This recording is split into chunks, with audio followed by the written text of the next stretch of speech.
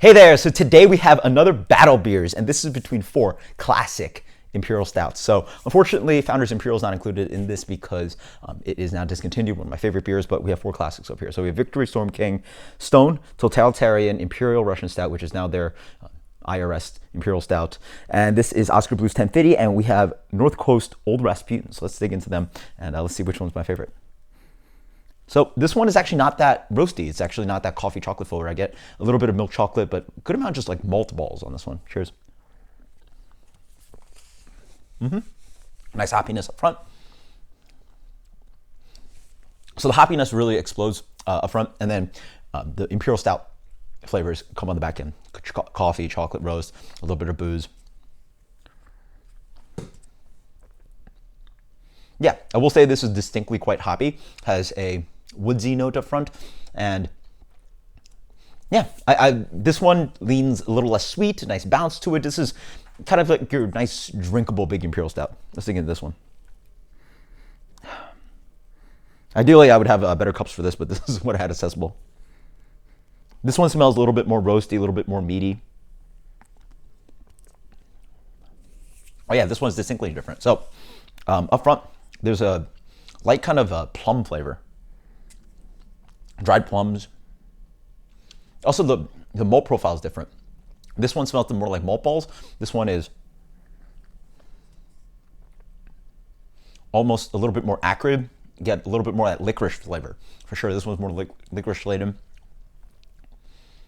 Decently bitter on this one. Also, a little bit more thin on the back end, and also lax. So this one on the bitterness goes more towards like burnt and licorice, and this one's more like coffee, chocolate kind of things. Yeah, this one is for more people for, I guess, licorice lovers. I mean, it's not super taken over by that flavor, but it's pretty obvious, and it separates it from the first one. Okay, yeah, this one smells umami, meaty. Yeah, a little bit more dense and rich. Cheers. This one almost tastes like there's vanilla. This one has a nice sweetness up front.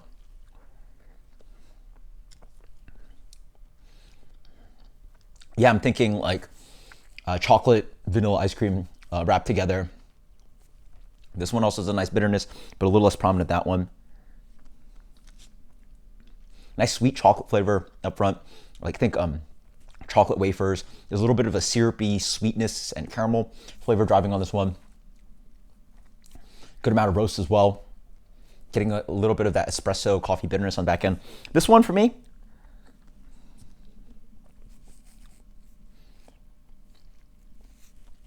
it's maybe the most well-rounded and balanced, or not balanced, but well-rounded of the Imperial Stouts of the bunch. Let's dig in this one. So this one, I'm also smelling dark fruits. This one is, again, sweet cherries, plums. Oh, that's so weird. Yeah, this one is overly ripe up front. Very ripe. It has, yeah, almost like a concentrated kind of grape plum kind of character from those rich roasted malts. A little bit of red wine character. Definitely getting a little bit of that umami driving in there as well. Wow. Despite the sweetness, it is a nice and clean beer on the back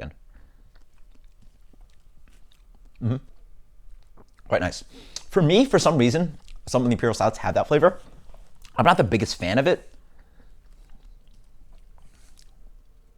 Yeah, I'm not the biggest fan of it. It's just this dense, kind of dried, shriveled, intense, like dark fruit character. But it's very good. This, without that, it's one of the best. So, you know, maybe this would aging.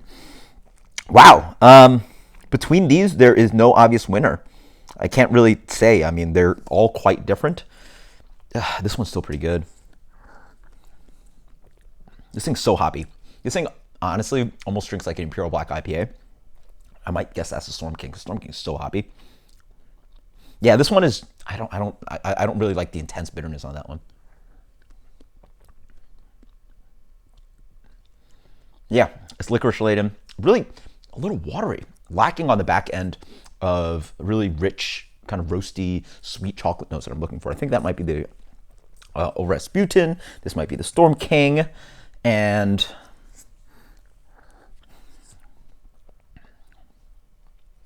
Yeah. Nice bitterness, dried fruits. That probably is this Stone. That's the most dense. Honestly, I mean, I'm a sucker for just like rich imperial stoutness, and I feel this one has the most of it. And honestly, you can sort of see it. I don't know if you guys can tell, but this has like sort of that tan color, light tan color. This is by far the darkest of the beers. Today, I'm going to go with this ranking. Yeah, this is going to be my ranking and my guesses. So we'll see how it works out. Let's go with the bottom one. By the way, it's really smart of you to write with black pen on the end of the black. How do you read that? Oh, man, that is stupid. Oh, that is Victory. I can read that. That is Victory. Okay, so my least favorite. It is Victory Storm King. Just so hoppy.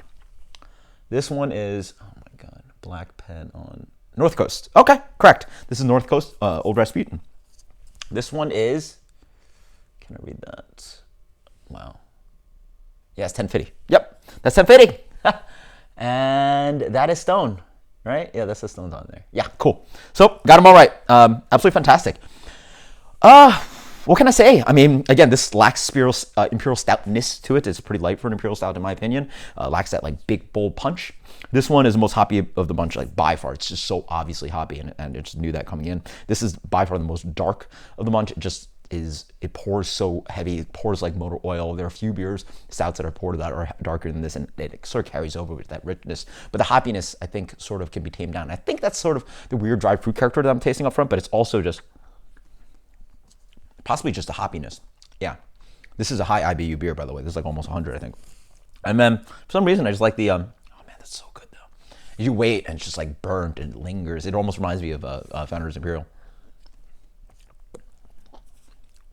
You know, at this point, this is just like nice and drinkable. It has the best balance between the flavors, and it just works for me.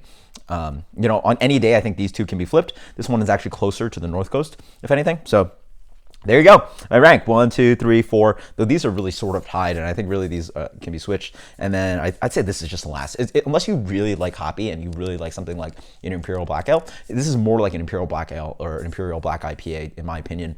It sort of just dances that line. It's really too. It's just too hoppy. It's just so hoppy. Yeah. So anyway, obviously we know what time it is. So check out the next video for the cuvee. Cheers.